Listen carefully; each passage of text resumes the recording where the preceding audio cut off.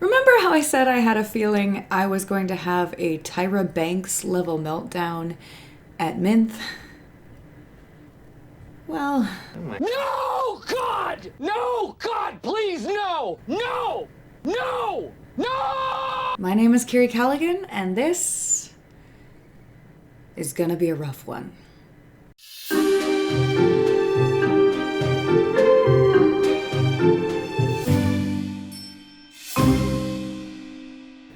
I'm very glad we had the relief that was the awkward little cute chat between Persephone and Hades, and the weirdly adorableness that was Persephone trying to figure out how to pay back her scholarship, even if that was tinged with the sadness of the reality that she was assaulted. Would you think there would be an exception for that? But then again, in mythology, there were nymphs and human priestesses who were punished for being raped, like poor Callisto. Whew. And of course, getting to hear the Fates call Persephone future queen was awesome, and we needed that moment.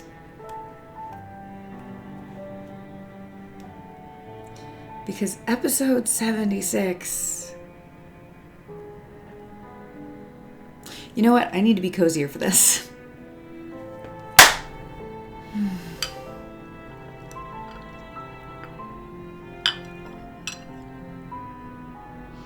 Episode 76 is watching a domino effect of one person's trauma trigger, causing them to take it out on someone else, which causes that person to trigger. And I just... Taking notes and reading studies for this was surprisingly triggering for me. So if you have a history with abuse, please tread carefully here. I thought it was important to talk about, but man, this was hard. We'll start with Minth because she's the catalyst here. It's one thing to watch a person spiral and do something awful. It's entirely another to be able to see their inner monologue as they do it. In my first video, I talked a little bit about how abusers or those prone to more abusive behavior often come from abusive environments and were at one point a victim of abuse themselves, if not still enduring some form of it. It's really common. The more we learn about Minth, and the more we see how she operates, the more I am convinced she likely has something like this in her background. Whether it was 1,000 little things or one giant traumatic thing, I don't know. But on top of her toxic support system and her societal disadvantages, it's just a mess. Minth behaves so much like someone who has been traumatized but never moved past survival mode. Again, for those in the back, I am not saying this because it excuses behavior. I am not trying to excuse behavior. I am explaining why this behavior happens. By understanding why, not only are we able to build believable antagonists in our own works of fiction, but we're better able to practice vigilant empathy in the world we live in. And by practicing vigilant empathy, we help break the cycle of abuse. The normal state of the brain is what is referred to as learning mode. You and your brain are out to explore, learn, and enjoy the world around you. When in this state, you're more open, both emotionally and physically, but unfortunately that also means you're a lot more vulnerable. When you experience a traumatic event, your brain shifts into survival mode. This means your brain is on the defensive, and you're more likely to respond to stimuli and stresses negatively instead of positive as before. Now, it is completely normal for someone who's been through trauma, whether it is physical, emotional, or sexual, to remain at least partially in survival mode long after the initial event. This is one of the reasons why childhood abuse is so damaging, because an abused child learns to live in this mode, and without proper treatment may never learn how to live outside of it. Even an adult with a long exposure to abuse may find themselves locked into that state of being. Now, why do I believe she's in survival mode?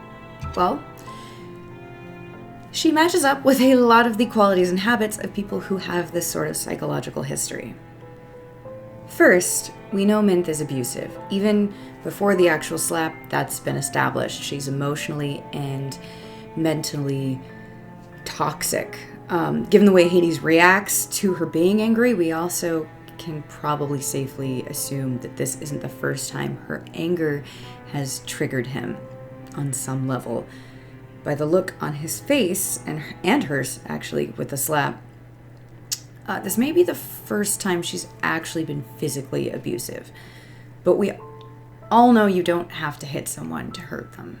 So, the unfortunate scientific fact that psychology has found again and again is those who abuse were more often than not abused themselves. In fact, being a victim of abuse actually increases your likelihood of becoming an abuser. It also increases your likelihood of being abused again. The reasoning beneath it boiling down to essentially the behavior you are exposed to influences you whether you realize it or not. Second, we kind of already touched on this, but if you've been abused, you are more likely to have a history of abusive relationships. Because again, we're influenced by what we're exposed to. And Thetis's catty, hypercritical nature may be toxic, but again, one, it's not bad all the time, so we give excuses for so many things. But more relevantly to what we're talking about right now, it may be familiar. And even if that familiar thing is terrible for us, we are drawn to what is familiar. There's a comfort in it, even if that comfort is poison. Third, people in survival mode have trouble trusting others. We see this time and time again with her experience with Hades, even before Persephone really entered the picture, because it's part of always being on edge and on the defensive. The only reason someone like Thetis might not be a part of this lack of trust right now is because Smythe and Thetis share this camaraderie of trying to survive in a god's world. Smythe probably sees her and Thetis on more equal footing.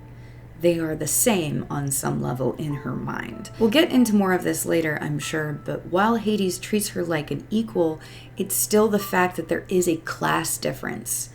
And that class clashing it's a wall that even people in healthy relationships have a hard time working through. This is also likely why Hades calling out Thetis was the trigger for Smythe to physically lash out at him, but we're going to put a pin in that for now because we're going to come back to that later. Fourth, people in survival mode have trouble being affectionate or intimate. We've really only seen Smythe use affection as a power play, especially to sort of alienate Persephone. And as for her capacity for emotional intimacy, it's been stunted at best, other than that horrible breakdown where it was just a collapse, and they didn't actually get to talk. A fifth thing for people in survival mode is the desire to detach yourself from others. They never want to be clingy, and in fact, when they see clinginess in others, they're more likely to reject that person, because that is the opposite of what they ever want to be or seen as.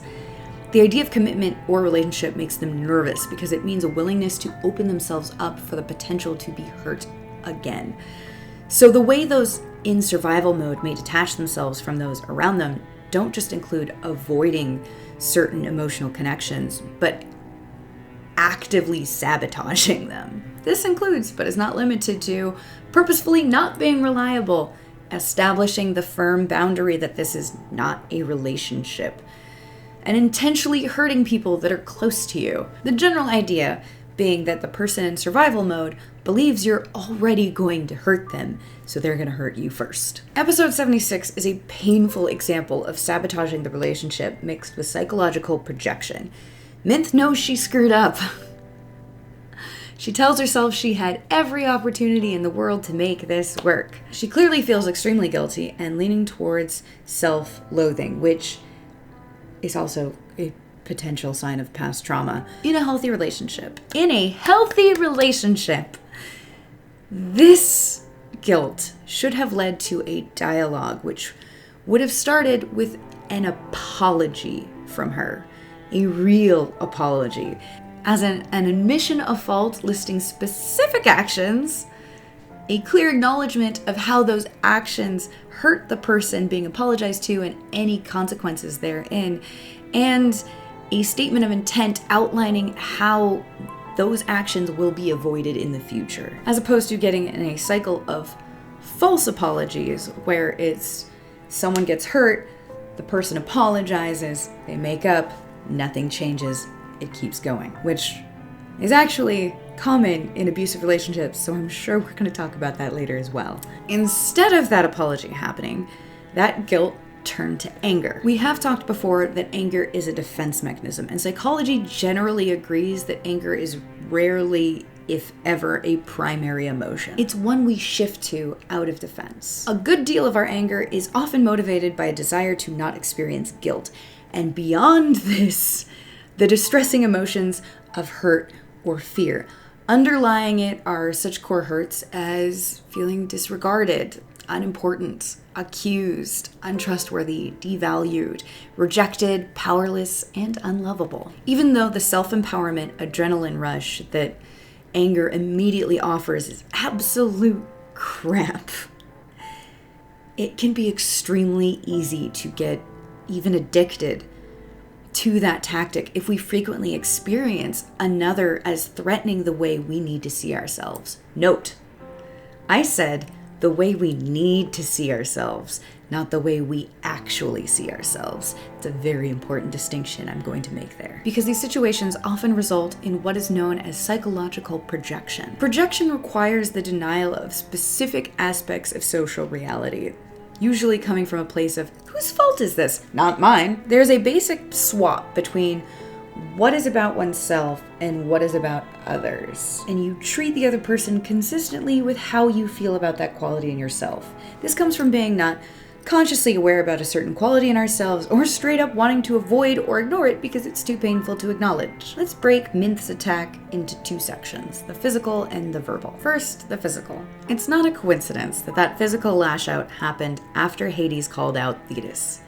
Thetis is one of those toxic influences in Minth's life, but acknowledging that your only friend, the only person you feel like is on your level, that you actually have let in enough to trust, is actually poisoning and abusing you, requires a self-awareness too painful for Minth to accept right now. Hades is not her support system. No matter how desperately he wants to be there for her, she's not going to let him. Now, as we sort of touched on, their class differences do likely play into that. It would be kind of impossible for them not to, whether Hades realizes it or not. In fact, he probably doesn't, which is completely normal because we often have trouble realizing our own privilege until it's sort of shoved in our faces. He will also never be part of her support system because she is in survival mode. Hades has the most potential to hurt her, so she's going to always keep him at a distance. She, for her own safety in her mind, cannot let him be a part of that support system because it would destroy her. She did start to let him in for a moment there. She did. But the instant she messed up, she reverted back to being on the defensive. This idea of some sort of emotional absolutism, of you make one mistake and you're out of here, is a common belief system held by both abusers and their victims.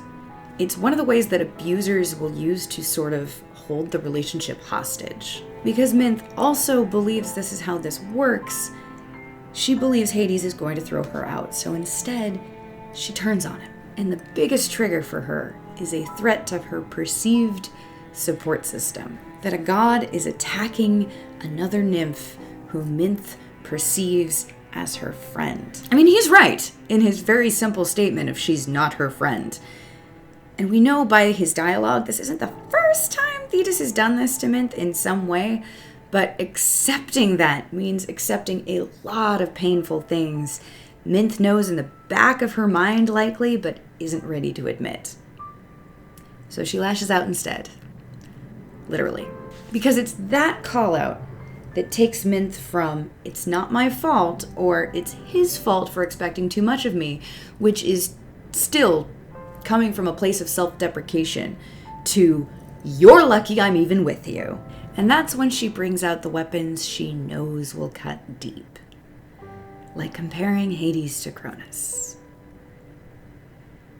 And projecting all that self-loathing onto him. He's the monster. He's the worthless one. If we can put all the focus and attention on him, we can ignore the painful truth he tried to point out. We can ignore that this is our fault, that we messed up, that Hera is right. We're trash. We're not valuable or lovable. Smythe is behaving like an abuse victim who never left survival mode. A survivor who has been triggered through their own actions and fueled by Thetis's toxic crap and plot, and deals with that trigger not only by turning to this idea of invulnerability through anger, which, sorry, is a lie, but by perpetuating the same abusive tactics that was likely used on her. Smythe's abusive coping mechanisms with her triggers Hades, which causes a kind of regression in Hades, hence tiny Hades, who just for a moment of some darn levity, look how cute he is. Tiny Hades states outright he doesn't want to be alone with her like this, because while this may be the first time Smythe has physically hit him, it's not the first time he's been physically hit. We know the insane trauma he carries because of his father and some of the abuse that he suffered at his hand. We also know, because of what we've already talked about, that being abused means you're unfortunately more likely to be in an abusive relationship again. You are unknowingly drawn to what is familiar, even if that familiarity is killing you.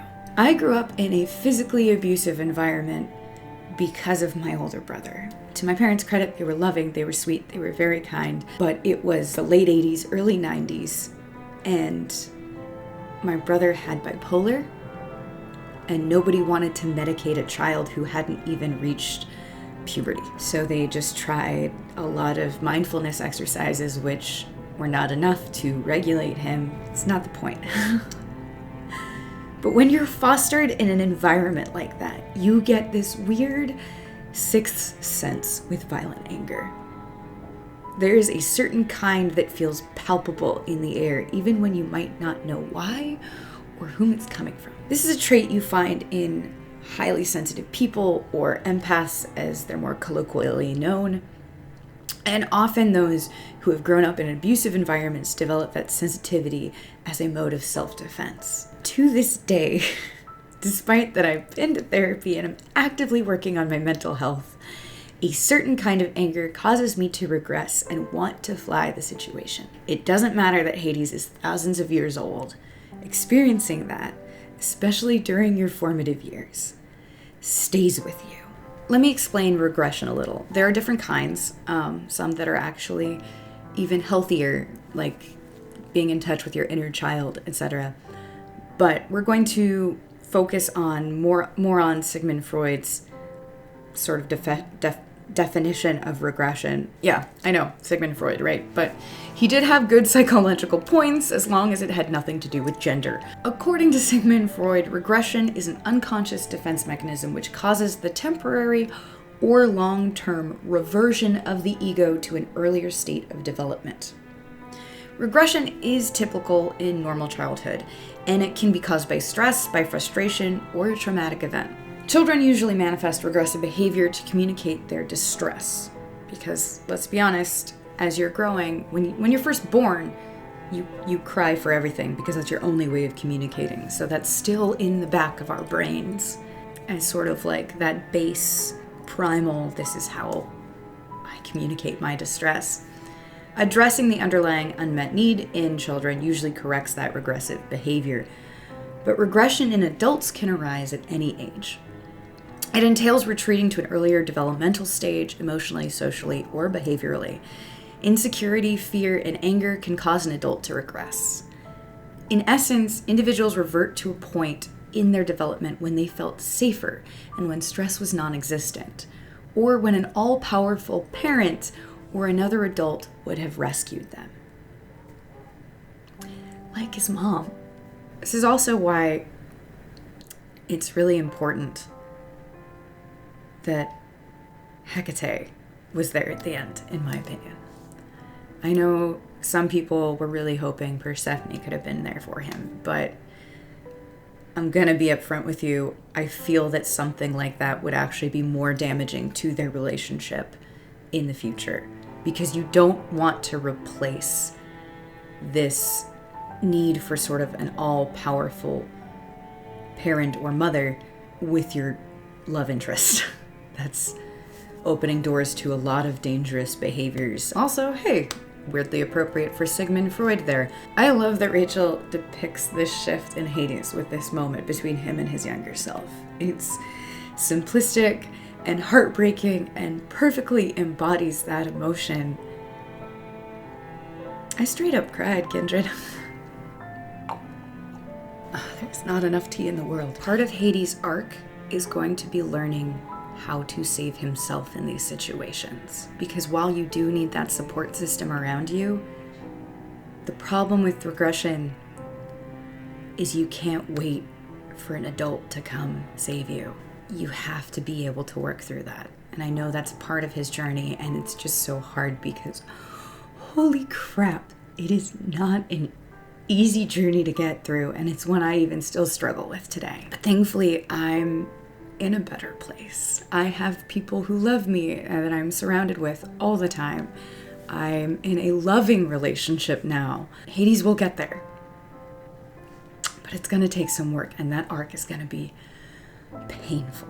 As Smythe attacks him, Hades goes inward and adopts a defense mechanism common in abuse victims that unfortunately is toxic in its own way because it only further empowers their abuser, and that's appeasement. The idea is to placate your abuser to de-escalate the situation, and he likely does this because his greatest fear is becoming his father, because he knows somewhere in him that capacity could exist. And we honestly have seen sort of flashes, not of him being Cronus, that's not what I'm saying, but that capacity for violence when he attacked the reporter. But the problem with this tactic of appeasement is it only gives more opportunity to exert control. He apologizes and agrees, and she's spurred on further despite that there is seemingly no reason for her to continue arguing. But his defense mechanism has empowered her to do so, and her defense mechanism has essentially labeled him for destruction rather than looking at the truth of her own situation, and it just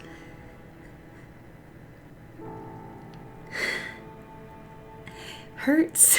I want you to stick a pin in all of this because it is far from over, and I have a feeling it's going to be a while before we reach any sort of satisfying resolution for either of them. But I will leave you with this. No matter what trauma you have suffered, no matter what you have undergone, you do not have the right to take it out on other people, because that is exactly what your abusers did to you. Break the cycle. Practice vigilant empathy and get help. Thank you so much for watching. If you stuck with me all the way, oh goodness, stay tuned. I'll have something happy for you near the end that you can click on. Keep on the windy side of care, Kindred, and until next time, stay curious. If you enjoyed this video, please give it a thumbs up. It really does help me out. If you like the general cut of my jib, please click the subscribe button or go over and find me on Patreon. Finally, if you need a hug for your heart after getting through all of this, please click the music video that I used to propose to my fiance because it's full of cuteness and bright colors.